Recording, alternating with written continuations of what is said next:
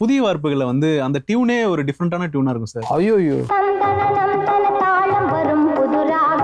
எப்படி அந்த இதுக்கு பாட்டு எழுதுனீங்க? எப்படி கொடுத்த வேலையை செஞ்சு தானே ஆகணும். மூச்சே விட முடியாது. நீங்க இப்படி இருக்கீங்க, இவங்க இப்படி இருக்கீங்க, இளையராஜா கொண்டு வந்து உங்களுக்கு பேட்டி விட்டா நீங்க எவ்வளவு மைண்ட் ஒர்க் பண்ணணும். கண்டிப்பா என்ன கிடைக்குதோ அதுக்கு ட்ரை பண்ணணும். எந்த வேலையை நம்ம கொடுக்குறாங்களோ கட்டணும்.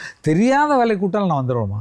எந்த தெரியாத வேலையை கூப்பிட்டா கூட பார்க்கலாமே, பண்ணலாமே அப்படிங்கிற மாதிரி அதை கற்றுக்கிட்டு அதில் வரணும்னு நினைப்பேன். என்னுடைய எண்ணம் அந்த மாதிரி. அது எழுதும்போது சுவாரஸ்யமான விஷயங்கள். சுவாரஸ்யம் இல்லை, தட் இஸ் வந்து வித்தியாசமாக இருந்தது. ஆனால் அது இப்போ நான் கம்போசிங்கில் போகிறாங்க, தந்தன திந்தன தந்தனா தின தன்னா தின தன்னா தன தன்னா முடிவே இல்லை.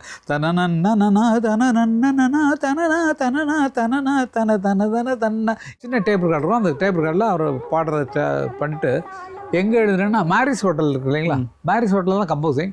மாடிக்கு போயிட்டான், டிராஃபிக் பார்க்குறான், அது பார்க்குறான், எல்லாம் போயிட்டுருக்கு. இந்த பாட்டை போட்டு அப்படியே ஓரத்தில் அந்த நிழலில் வெயில் நேரம் தான், அந்த நிழலில் உட்காந்து அப்படி எழுதுறான். தம் தன நம் தன தாளம் வரும், புது ராகம் வரும், பல பாவம் வரும், அகில் சந்தன மல்லிகை வாசம் வரும். பாட்டு ஃபர்ஸ்ட் லைன் ஆரம்பிச்சு லாஸ்ட் லைன் வரைக்கும் முடியல. அப்படியே மறுபடியும் அப்படி ரவுண்ட் பண்ணியே போயிட்டு இருக்கும். அந்த மாதிரி அருமையான கம்போசிஷன் இது.